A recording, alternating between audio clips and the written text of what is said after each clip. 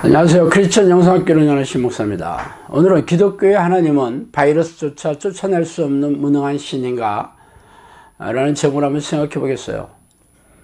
코로나 바이러스는 이제 전 세계 모든 나라에서 일상적인 전염병으로 창궐하는 중입니다.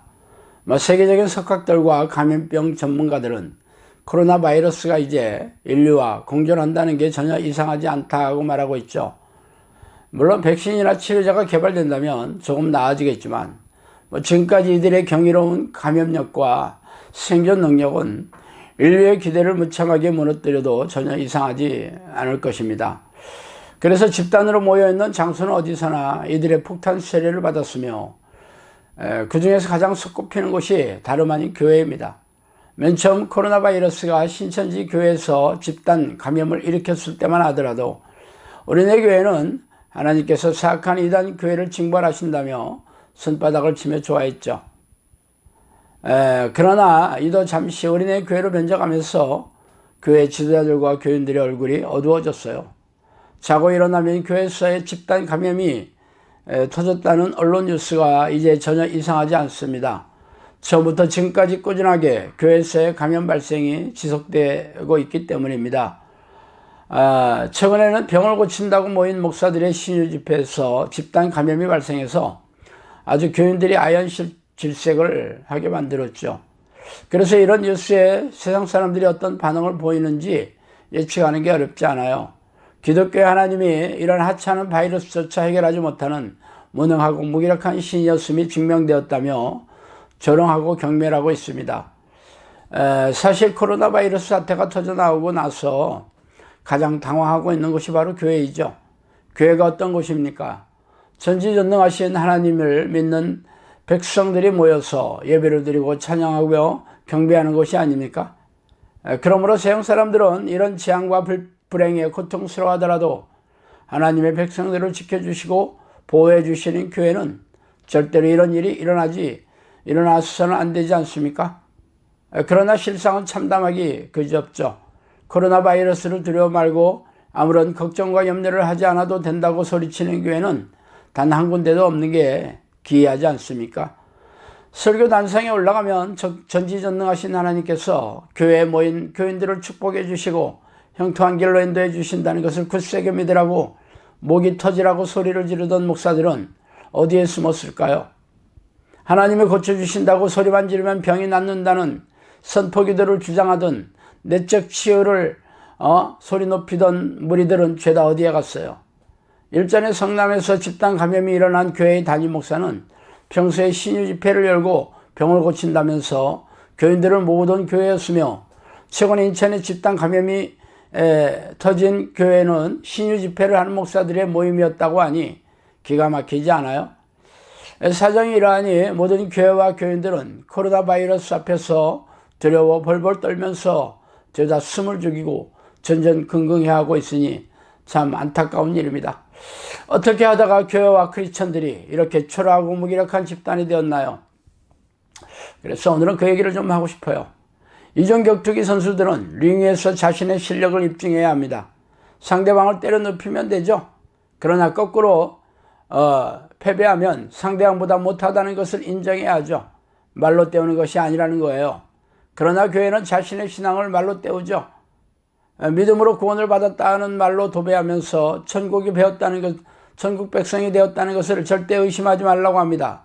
어떤 교회는 영적 기도를 하고 주일 성수를 하고 있다는 것으로 그 천국 백성의 자격이 증명하고 있다고 말하기도 해요. 말하자면 종교적인 의식에 참석하거나 희생적인 신앙행위로 증명하고 싶어 하죠. 이는 선수가 훈련한 기간으로 상대방보다 더 실력이 있다고 말하는 것과 다르지 않아요. 아무리 연습한 기간이 짧았더라도 링 위에서 때려 눕히면 되는 거 아니겠어요? 자신의 신앙은 성경에서 말하는 잣대로 증명해 보여야 한다는 것이죠. 그러나 언론을 끌어들여 상대방을 자극하는 말만 해대고 정작 경기를 하자고 하면 몸이 아프거나 컨디션이 안 좋아서 경기를 못하겠다고 핑계를 대고 있다면 세상 사람들이 비웃을 것이 틀림없어요. 그런데 우리네 교회는 경기를 하지 않고 도망치는 선수처럼 성경에서 말하는 믿음의 증거를 회피하고 관념적이고 사변적인 교리로 대신하고 있으니 기가 막힌 일입니다. 예수께서 대답하시되 진실로 진실로 내게 이르노니 사람이 물과 성령으로 나지 아니하면 하나님 나라에 들어갈 수가 없느니라. 요한복음 3장 5절이죠. 오직 성령이 너희에게 임하시면 너희가 권능을 받고 예루살렘과 온 유대와 사마리아와 땅끝까지 이르러 내 증인이 되리라 하시니라. 사도행전 1장 8절이죠. 천국에 가는 성경적인 잣대는 성령이 안에 들어오셔서 육체의 사람에서 성령의 사람으로 변화되는 것입니다. 성령이 누구세요? 전지전능한 하나님이시잖아요. 그래서 성령이 임하시는 증거는 하나님의 권능, 능력이라고 하죠. 디나미스라는 헬라어를 번역한 건데, 하여튼 하나님의 능력을 받아야 한다고 선포하고 있어요. 그래서 성령의 능력을 드러내면서 복음을 전하고 제자를 양육해야 한다는 말이죠. 구체적으로 예수님과 사도들이 어떻게 했냐고요? 귀신을 쫓아내고 귀신이 일으킨 정신질환과 고질병을 치유하는 기적과 이적으로 사람들에게 하나님이 살아계시고 예수 그리스도께서 메시아이신 것을 알렸어요. 그러나 우리네 교회는 이런 기적과 이적 따위는 초대교회 끝났다는 신학자의 교리를 앞세워 자신들의 무능과 무기력을 감추고 숨어버렸어요. 죽은 자가 살아난다는 것을 말할진대 너희가 모세의 책 중 가시나무 떨기에 관한 글에 하나님께서 모세에게 이르시되 나는 아브라함의 하나님이요 이삭의 하나님이요 야곱의 하나님이라 하신 말씀을 읽어보지 못하였느냐. 하나님은 죽은 자의 하나님이 아니요 산 자의 하나님이시라. 너희가 크게 오해하였느니라 하시니라. 마가복음 12장 26절 27절 말씀입니다. 예수 그리스도는 어제나 오늘이다 영원토록 동일하시니라. 히브리서 13장 8절이죠. 자, 이처럼 하나님은 죽은 자의 하나님이 아니라 산 자의 하나님이라고 밝히고 있습니다. 그렇다면 과거의 성경의 위인들에게 나타나셨던 하나님이 현재 살아있는 우리에게도 똑같이 찾아오셔서 나의 하나님이라고 말씀하시고 계시죠. 그렇다면 성경의 위인들에게 행하셨던 대로 우리에게도 동일하게 행하신다는 뜻일 것입니다. 그렇다면 이 시대에도 초대교회 때와 동일하게 놀라운 기적과 이적으로 역사하신다는 뜻이 아닙니까? 이르시되 너희는 가서 저 여호와에게 이르되 오늘과 내일은 내가 귀신을 쫓아내며 병을 고치다가 제3일에는 완전하여지리라 하라.